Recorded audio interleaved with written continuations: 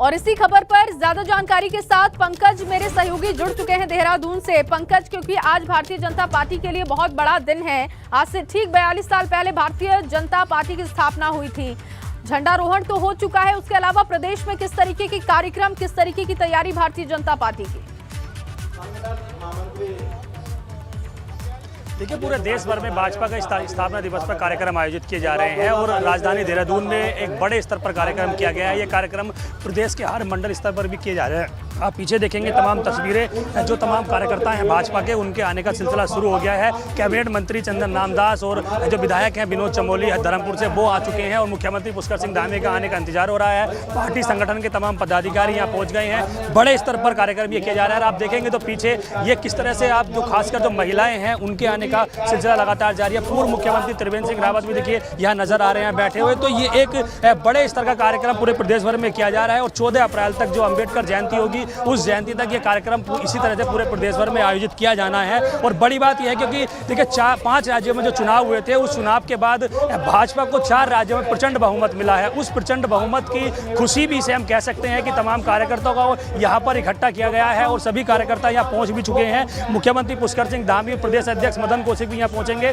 9:30 बजे का वक्त था सीएम के आने का, लेकिन दिल्ली से उन्हें आना है तो इस वजह से थोड़ी देरी हुई है। और आप देखेंगे तो जो कार्यकर्ता हैं उनको पूरी तरह से यहाँ पर जो एक टोपी है बीजेपी की, पट्टा है, उसको दिया जा रहा है। उसी के आधार पर यहाँ उनको भेजा जा रहा है। बीजेपी इन 7 दिनों के अंदर, हफ्ते भर जो कार्यक्रम चलने वाला है, उसमें ब्लड डोनेट, गरीबों की सहायता, महिलाओं के लिए अच्छे कार्यक्रम और इस तरह के तमाम जो बड़े स्तर के कार्यक्रम हैं उनका यहाँ पर आयोजन किया जाएगा। और खासकर महिलाओं की आप संख्या देखेंगे तो बड़ी संख्या में महिलाएं यहाँ पहुँच रही हैं। एक जो बड़ा एक वृद्ध रूप भाजपा ने देने की कोशिश की है स्थापना दिवस को, उसकी तस्वीरें यहाँ पूरी तरह से नजर आ रही हैं। तो ये कहा जा सकता है कि पूरी तरह से भाजपा ने इस कार्यक्रम को एक वृद्ध रूप में करने की कोशिश की है। और भाजपा की जो अभी 4 राज्यों में जीत हुई है, उत्तराखंड में प्रचंड बहुमत की जीत बनी हुई है, उत्तर प्रदेश में बनी है, उसी जीत की खुशी का भी यहाँ पर इजहार आपको दिख रहा होगा कि तमाम कार्यकर्ता पहुँच रहे हैं। प्रधानमंत्री नरेंद्र मोदी का संबोधन इसमें किया जाना है। 11 बजे उसका संबोधन किया जाएगा और उसके बाद यहाँ से एक बड़ी जो रैली है उसको यहाँ से ले जाया जाएगा। रैली के माध्यम से